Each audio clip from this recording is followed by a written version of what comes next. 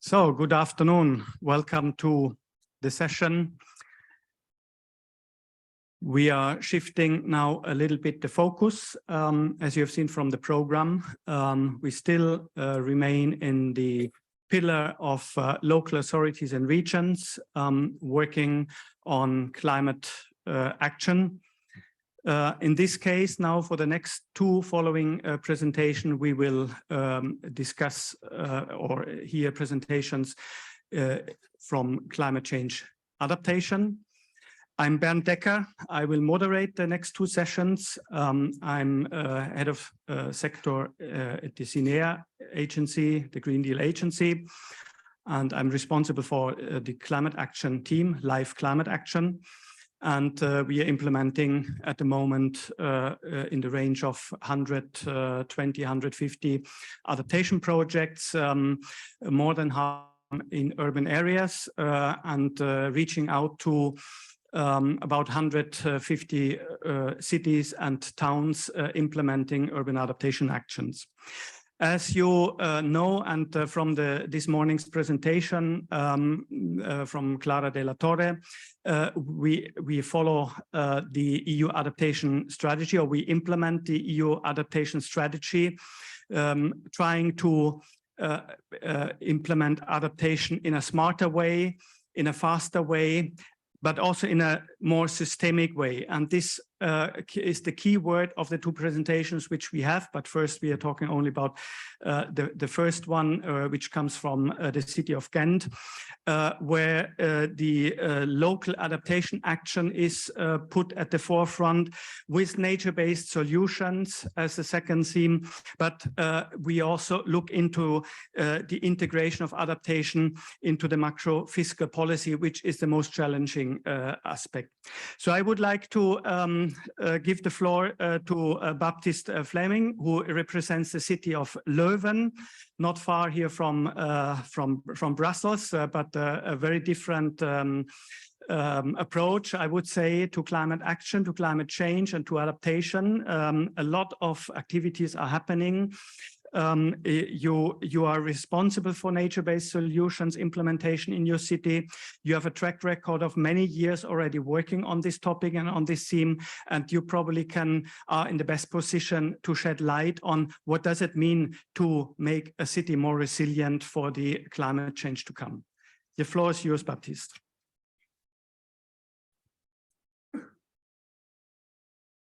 Hi, good afternoon, everybody. First of all, thanks everybody for joining in this afternoon session. Thanks for CINEA for inviting the city of Leuven to showcase our Live Pact project. I will take you through the project in the next half an hour, and especially we'll do a deep dive within one of our pilot locations.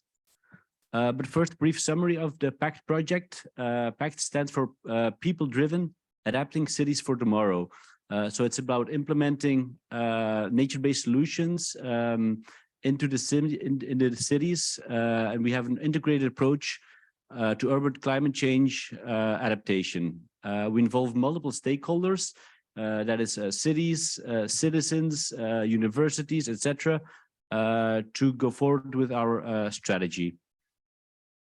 We do that across some pilot locations, also some several replication cities and neighborhoods. And we're also developing a methodology to spread the knowledge about our nature-based solutions towards other cities within the project and within Europe. It is a Live Pact project. Live funded, it's more or less 4 million euros, and which takes about 4.5 years, and it's together with the city of Madrid and Krakow. Like I said, we have got 3 locations at Leuven, Krakow, and Madrid. And then we've got several supporting partners, going from partners that are involved within from the university for the monitoring. We've got local stakeholders, and we've got some participatory partners that are experts in participatory trajectories. But first, for those of you that don't know Leuven, shame on you. It's the province of Flemish Brabant, just next to Brussels, like 20 minutes drive away, or 10 minutes by train even. So it's very close by. It's quite small, considering, especially compared to Madrid and Krakow. It's very small.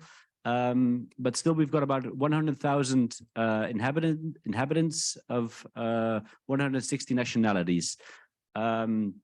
Leuven is known, first of all, for its heritage, for its university, the KU Leuven.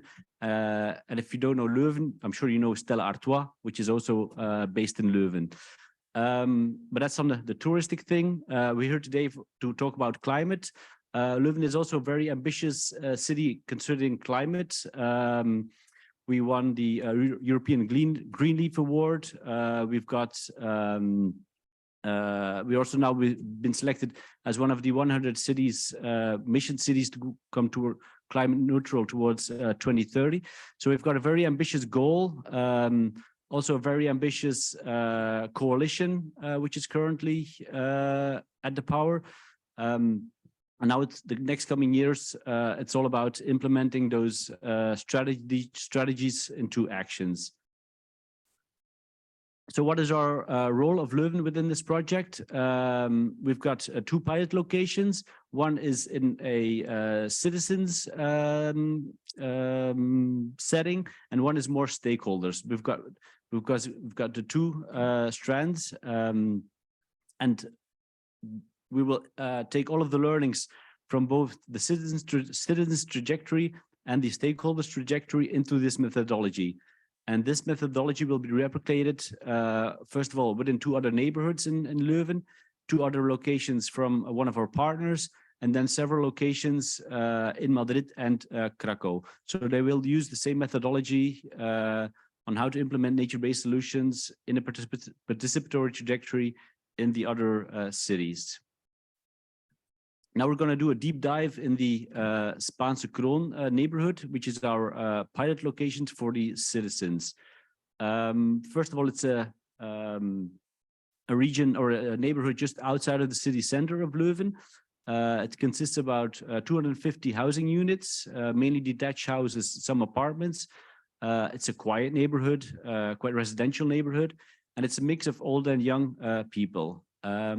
And that region was that neighborhood was selected because it has a lot of potential. First of all, it has a lot of wide streets and a lot of unnecessary pavements and large concrete slabs. The neighborhood was designed in the 60s and was then designed for the cars. But of course now that is no longer how we design streets in Leuven. We also chose that neighborhood for the private spaces because there's a lot of potential to improve biodiversity and to in the private gardens as well. So for the participation process, we decided to have multiple meetings because we really want to collect information from the citizens and the people that live there, because it's not up to Leuven to decide what they want with their neighborhood. It's up to the citizens that live there. They can choose within some boundaries, of course, on how their neighborhood should look like. We chose for an outdoor setting and a very open and informal setting to have our trajectory. So what we did is we chose a location in the heart of the neighborhood. Instead of inviting everybody to City Hall or to one of the venues of the city, we chose to go directly towards that neighborhood and to talk to them so that we can gather a lot of information from the residents itself. So location itself, we have got, I'm not sure if that's not really convenient. We've got some information panels within the on the participation location itself to inform them about the process and the nature-based solutions. We installed at the beginning of the project a temporary green infrastructure. First of all, as a physical inspiration, so that the citizens and residents of that neighborhood would be able to see what is this nature-based solutions, what is it all about, what are the options, what is the possibility. Because when you talk to residents about, okay, we want to green up your neighborhood, they're not really sure what is this all about. And by installing this temporary green in the street, we could give them some physical inspiration on what it could look like. And it was also an eye catcher and immediately a talk of the town for that neighborhood. Everybody was, okay, there's something happening in our neighborhood. Let's go and see what it's all about. We also installed a talking bench, or bubble bunk in Dutch, and like a bench that we could use for our workshops. We organize all of our workshops at that local park. So that's an outdoor location. It's COVID proof. And it's also a good venue because it's really within the heart of the neighborhood. So people didn't have to go far to give their ideas or to get to know about the project, because it was really in the heart of the neighborhood. So they were immediately involved. So these are some images of the participation location itself and the temporary green infrastructure. So now the process itself, we've got to focus not only on the public space, but also on the private space. And we have got at least 3 dialogue moments for both the trajectories. So both for the public space to create support base on what we are doing with these nature-based solutions, and to co-design and co-create the design for the neighborhood. And then also several workshops and information sessions on the private space. So we start off with a kind of an introduction market on within that neighborhood, on our location in the neighborhood. We started with giving them information about nature-based solutions and then what is it all about, because a lot of people, they know about the climate and what it's all about, but they're not really aware of what the nature-based solutions and what nature can do to tackle the drought in the region or in the city, or to tackle the urban heat island effect, etc. So we gave them a lot of information because there's a lot of big lack of knowledge with our citizens. We went also into dialogue with about the general opportunities for the regions, and we also listened to what the difficulties are in the neighborhood and sensitivities when, for example, about the car park spaces. And then we did it in a very informal way. It was just in the park, people could drop in, drop out, and just go wherever they wanted. We gave them a lot of information, but it was especially we listened to them what their needs were. We also made which was a huge success, a DIY birdhouse to attract the kids. And by attracting the kids, we immediately got the parents as well. So that was a very good idea to attract a lot of residents. We also worked together with the local university, the KU Leuven. They're involved for all of the monitoring. I'm not going to go into detail, but we've got a huge network already in place in the city of Leuven to monitor a lot of indicators. And we installed 6 extra sensors within the heart of our neighborhood and our project location to monitor the impact of our implementations. Now for the public domain, so that's the design of the streets and pavements. We went to the neighborhoods to the citizens with 3 options: a small, medium, and a large scenario. Just to give you an idea, this is an image of the current situation of that street. So you see big streets, pavements, and a lot of concrete, which is not necessary because Like I said, it's a very quiet neighborhood. There's not a lot of ongoing traffic. So the streets were way too wide for this, for what is needed. So this is the current situation, and we gave them 3 options. The first one was the small option. It's just installing some extra trees and some and the greening of the car park spaces, but it was not a lot. That would mean that we have here and there some extra trees and some planting areas, and the greening of the parking spaces. That was the small option. Then we've had the medium option, and here you can immediately see that really in this scenario, we would remove one of the sidewalks here on the left-hand side, and then we would have, we were able to create more room to install bigger trees, bigger shrubs and greenery, and larger planting areas. That would give then this scenario. We'd also install one-way streets, and by installing one-way streets, we immediately create extra space for implementing extra nature-based solutions. And then the third option was the large scenario. If you remember the first picture of the current situation, this would mean, yeah, quite a huge transformation. And then here in this scenario, we would remove both the sidewalks, and which means that we've got a lot of extra room to have bigger trees, to implement wadis or water infiltration ditches on the terrain. And luckily, the residents chose this option. We gathered we gave them a lot of information, and we had several workshops. And by discussing these like small, medium, large scenarios and giving them these visuals, people really were immediately aware of, okay, this could like transform our neighborhood. And then, of course, there was some reluctance of some older people, and some questions on car park spaces. But we were able to convince the residents of that neighborhood that the large scenario is the best way forward. And that is now into the preliminary design. So what it means, a consequence of this large scenario, or what it means is that we have we remove both the sidewalks. We will install the concept of woonerf in Dutch, which is like a home zone in English, which means that all of the streets are now shared or will be shared space.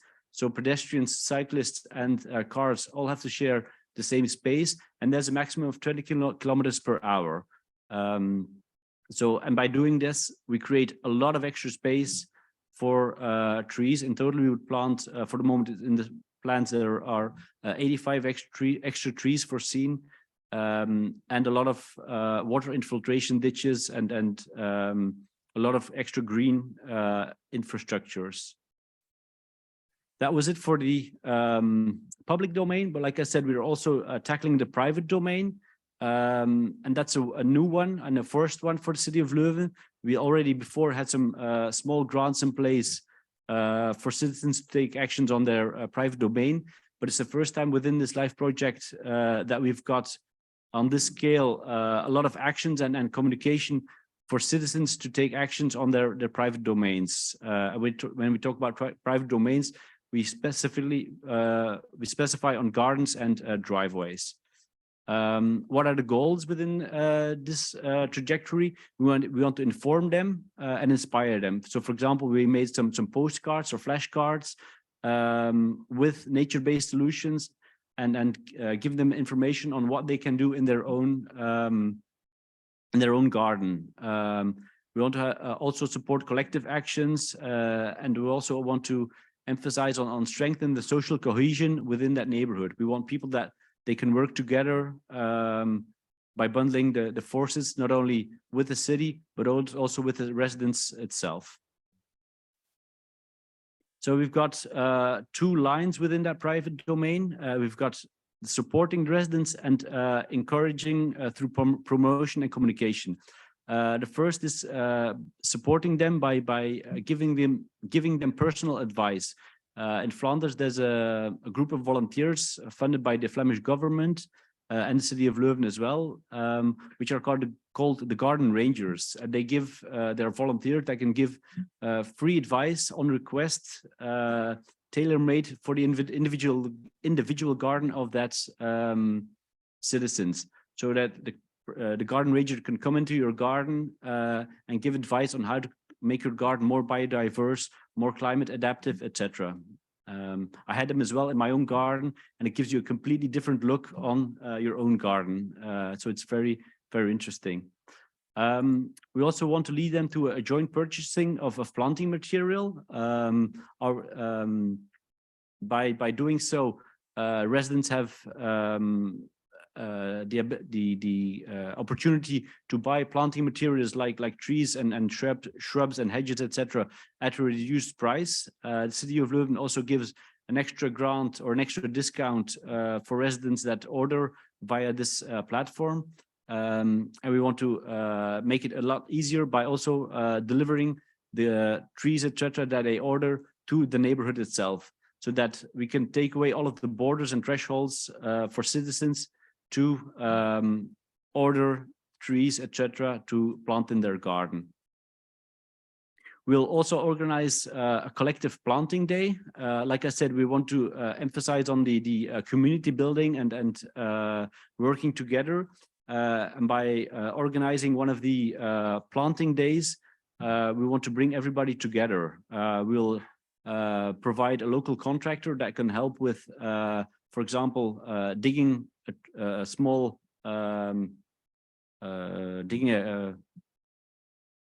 with a digging crane to dig a hole, sorry.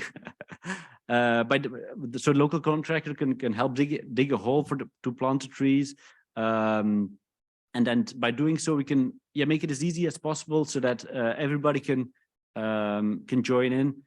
We also want that neighbors can help each other. For example, if there's, for example, somebody who's a lot older and doesn't have the capability to plant a tree in their own garden, but maybe the next door neighbor can help them with installing or planting the tree, so that people can bundle the forces and work together.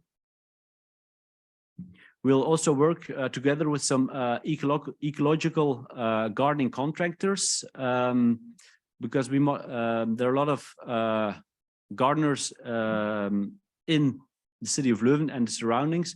But by working together with this collective of ecological gardening contractors, we will organize an information event and invite them, so that these local contractors can give advice and give quotations on how to make their garden even more climate adaptive, and so that these contractors can provide their services right into the neighborhood. With these local contractors, we will focus on removing the hard surfaces, because of course one of the effects to lower the urban heat island effect, we want to focus on removing all of the seal, or not all of them, as much as possible of the sealed surfaces within the city. So that's extra car parks or for example, terraces that are no longer being used. And by providing these local contractors, we want to make it as easy as possible for the citizens to take up one of these offers and, for example, depave or remove one of these extra driveways. Then financially, the city of Leuven is not only informing and inspiring, but we also want to help them financially. We've got a new grant and subsidies coming up. That is, for example, for planting a tree in the front yard, there will be a subsidy of 75 euros. Also, to plant extra greenery, for example, by installing a green roof or a green wall. Also, one of the goals is to retain and reuse rainwater. There will be extra grants for rainwater barrels, rainwater pits, water infiltration ditches, etc. So a lot of grants to stimulate the citizens even more. Then to make it a bit more fun, we are working on a communication strategy to have neighborhood challenges. For the moment, we've got 3 challenges that we are putting forward towards this Spaanse neighborhood, which is plant as much indigenous trees as possible. Like I said, we are planting 85 on the public domain, but of course we want the citizens to take actions as well. So we're trying to persuade them to plant as much trees as possible on their own front yard or backyard. The second challenge will be replacing as much square meters of sealed surfaces or hard surfaces with living greenery by indeed removing extra car parks or by removing some of the terraces. And the third challenge will be to capture and reuse as much rainwater as possible. And we will reward them by collecting stars, and those stars can be then changed in, for example, to get a cinema ticket or a football ticket or something extra, so that the citizens have got an extra what's in it for me.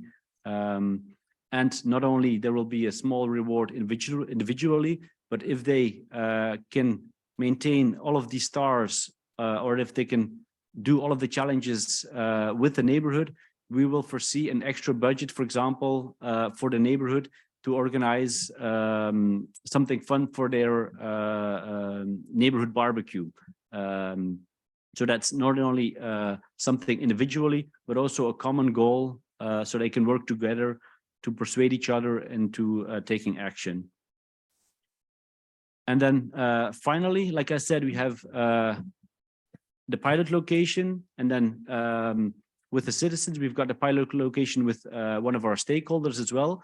And all of the learnings that we've got from these nature-based solutions and the participatory trajectories, we are bundling them into kind of methodology, but we don't use the term replicable model anymore. Now we're emphasizing more on spreading, because implementing nature-based solutions is not copy-paste. Every city and every neighborhood is different. It's not just, okay, I'll take this, I'll do this in this city, and then we've got a lift off. No, every city has got its own, its own particularities. And within this guidebook or this practices book, we want to help cities and other partners on inspiring them and giving them some tools on how to go forward with implementing nature-based solutions in their city. So it's a kind of guide or practices book aimed at civil servants, society organizations, aimed at nature-based solutions expert, etc. We've got 6 practices that we'll present on how to deal with implementing nature-based solutions on different angles. It's first planting the seeds, understanding the field, then really co-designing the nature-based solutions or co-create the design. It's about taking actions, about monitoring, etc. And also on how to make it the new normal, because of course you can do this pilot location and replication sites, but implementing nature-based solutions is something that, especially in the city of Leuven, is now being implemented in every new street design. So it's something you've got to make it the new normal, not just a one shot. It's got to be integrated in the overall strategy. So on this practice guideline book, I would like to invite everybody to go to our website, livepact.eu, and have a look at the chapter. 5 minutes, last slide, so well within time, thank you. I'd like to invite everybody to go to the website, livepact.com. You can subscribe to our newsletter. And since yesterday, the first chapter on planting the seeds for success has been put on the website. In the next coming weeks, the other chapters will be online as well. So make sure to have a look. I'd like to thank you first of all for your attention. If you've got any questions, you can ask them now, or later on you can contact me via the website or via email. Thank you.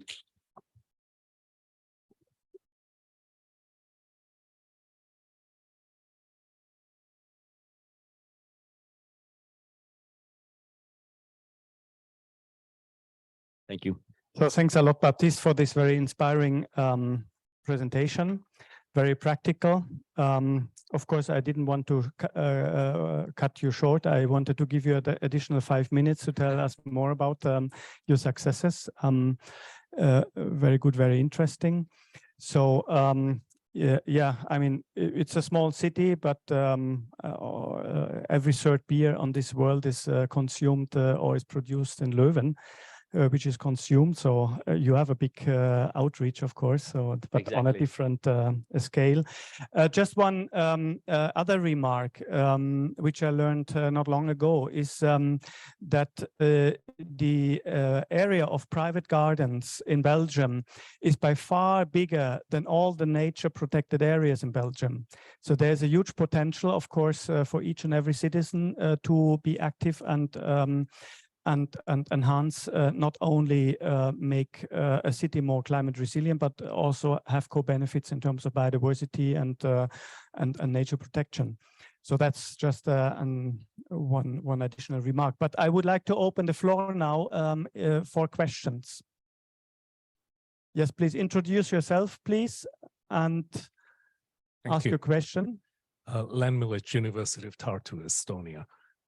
It's a very impressive body of work that you've put together here. A couple of things spring to mind. You mentioned private parking, but you didn't elaborate on how you handle that in the maximum greenery scenario.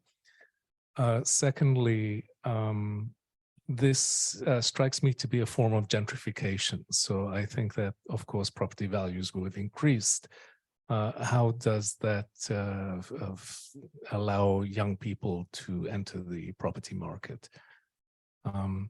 Thirdly, this is clearly an upscale area to begin with. Can you imagine replicating this in a social housing scenario or in a more blue-collar area? And how would you change your approach, if at all, in relation to the social strata you're dealing with? Yeah, okay. 3 questions. I'll try to do this in the same order. First of all, about the car park spaces, I could give an entire presentation just on that as alone. That's a difficult one because car park spaces are yeah, it's really in the heart of people's business. And it's a difficult one because it's also politically sensitive one. But what we'll do is in that neighborhood, you normally can have only 1 car park space, which is allowed. But a lot of them have second or even third car park for their second, third car. And what we'll do is we don't have a lot of leverage to act on and that's not something that we want to do, is to have like hard measures, like you have to remove it. But by informing them and inspiring them, and also make it as easy as possible on how to remove these car park spaces. That's why, for example, we'll organize these information events with the local contractors. I will make sure that local contractors have offers, for example, specifically for removing a car park space, that they immediately have got an idea on, okay, what will this cost for me? How much city grant can I get for this if I remove my car park space? And make it as easy as possible, that they immediately have got, okay, I've got this contractor. Indeed, maybe, for example, for an older couple, they no longer have 3 cars or 2 cars. They've only got 1 car. They can remove a car park space. And then by making it as easy as possible, we want to inspire them and nudge them in the right direction to remove these extra car park spaces. And then the question about gentrification, that's a difficult one, and there's not really an exact solution. Leuven indeed is one of the cities where there's a lot of high prices, and indeed prices will go up. But that's a very difficult, and there's not really a straightforward answer to deal with it. But on your third question, with the second and third, we've got 2 replication sites. The first one was indeed more of a residential, more richer part of the city.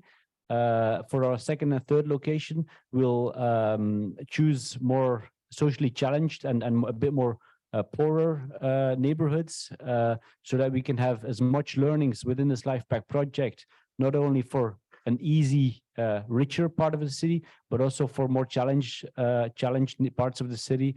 And then we will indeed have to change our strategy towards on how to meet this, because of course these people have got other challenges than planting a tree. So indeed, then we will change our strategy, and then hopefully you can learn or read about it in our in an updated version of our practical guideline books by the end of the project.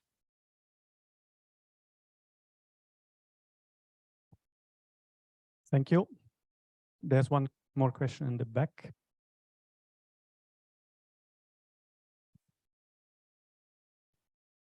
Thanks a lot for your presentation, Covenant of Mayors Ukraine, Oksana Kisil.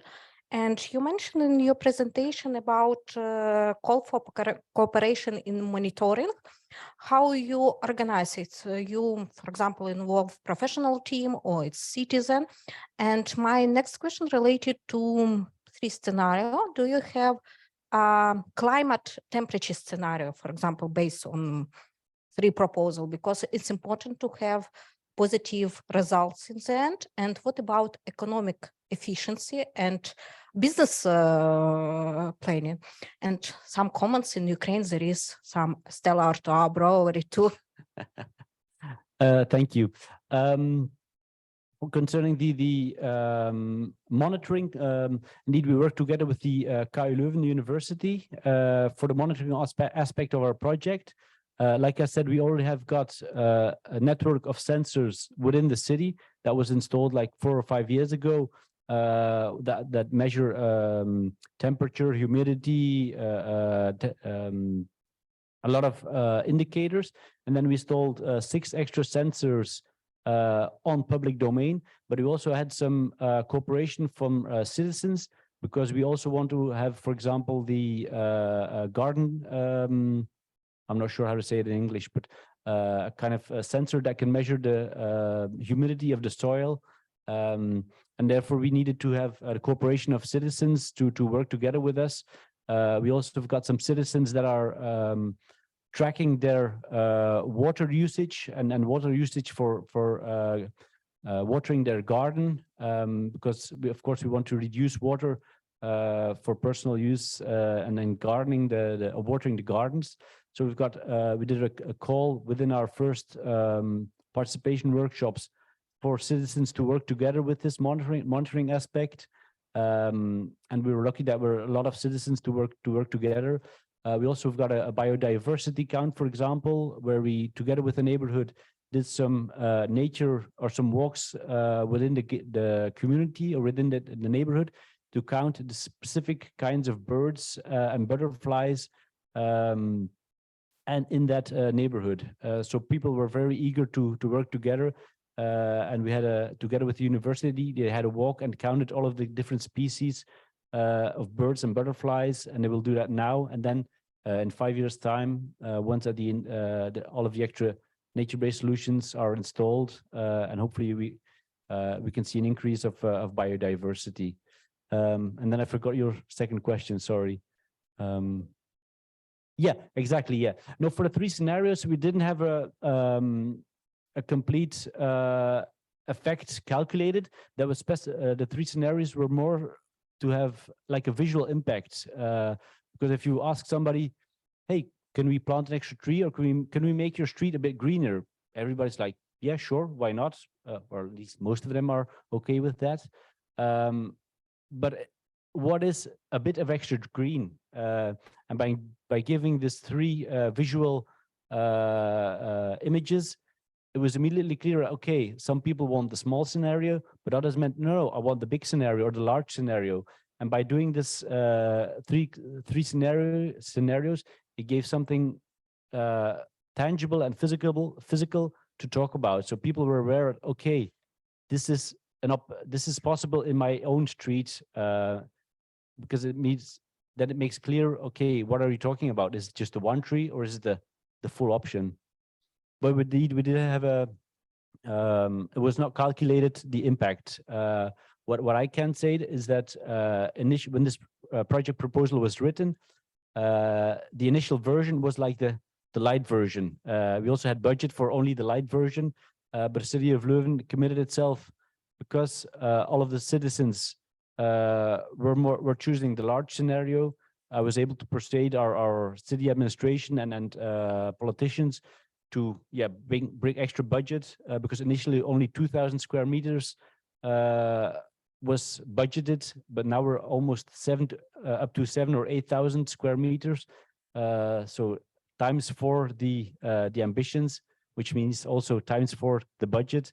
But luckily, the city of Leuven is willing to spend the extra money on making this neighborhood extra green, because they also see it as the base for all of the other neighborhoods that will be renewed in the coming years.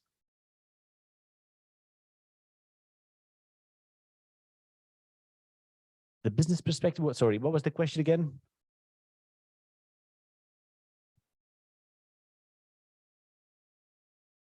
No, not for the moment. No, we will be working, however, with local contractors so that they can help citizens with improving biodiversity and making their gardens more climate adaptive.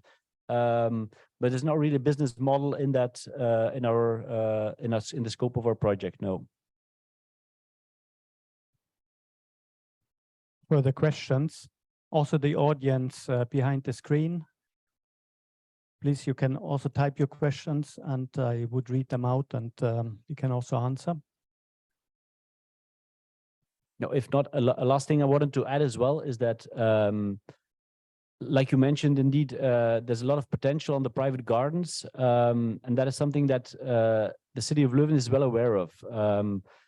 Because the city can be ambitious and it is ambitious, and we're spending a lot of money and investing a lot of money towards climate change mitigation and adaptation. But the city of Leuven is well aware that we can't do it on our own. Fighting this climate change is something that we've got to do together with all of the citizens, and therefore we need to inspire them, inform them. Because it's something that we've got to do together, not only the city of Leuven by itself.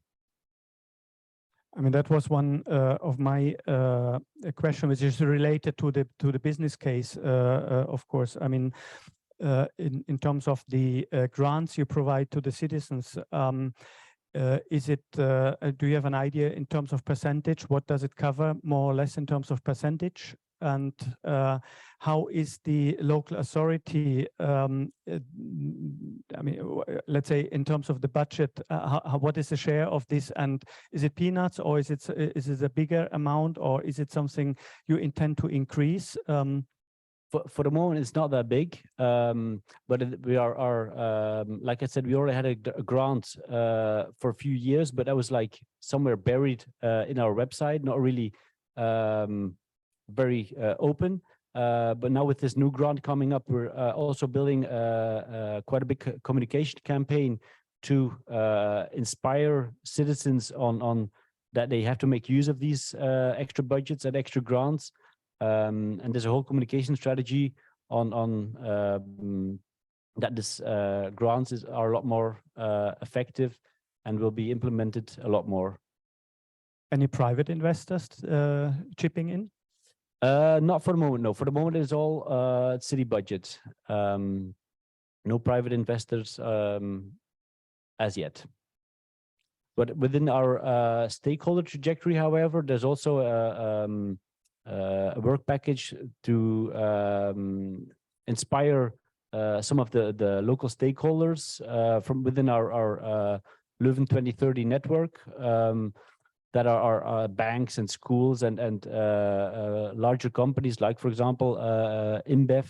And we also want to inspire them to take actions with their own budgets. That's also one of the goals within this Life Pact project.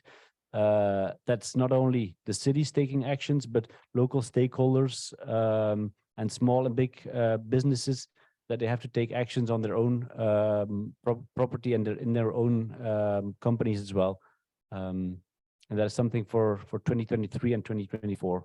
Every sort of insurance industry as well. I mean, I could imagine that if private household is making its property more resilient towards climate change, also in terms of flooding, for example, could that have maybe be an effect? I mean, there are examples like in Copenhagen, they were trying this, that areas which were almost not insurable anymore, that with some interventions, they had an effect, or I mean, they had discussions and results with the insurance companies. No, not for the moment, but it's something surely indeed that we can look into. But that was not part of the scope as yet. I mean, we are here in the frame of an investment forum, of course, and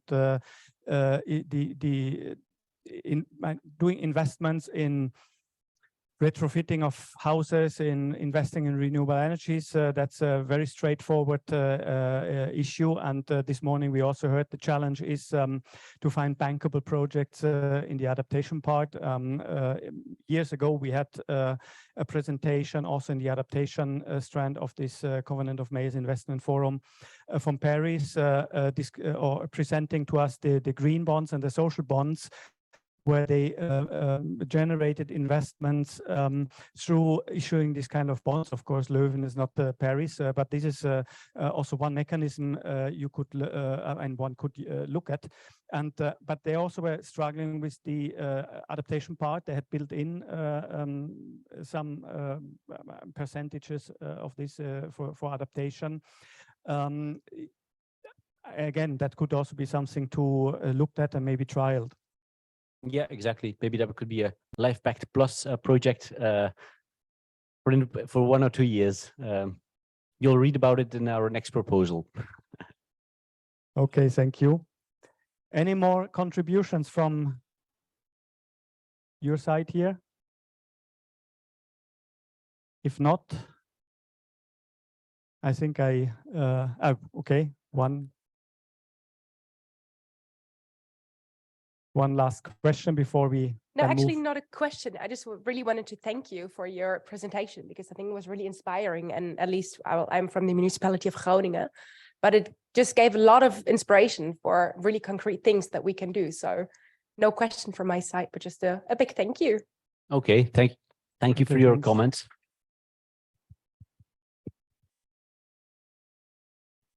Okay, so then we take a short break. I think we still have 8 minutes left for those ones who would like to move between the rooms. And but I would like to encourage you also to stay here or come back to this room, because we will continue with the next presentation also on climate change adaptation from a regional perspective of Northern Italy. So who wants to come to Padua and to Venice? You're most welcome to be in this room here. Thanks a lot. Okay, and thank you, Ben, for inviting City of Leuven.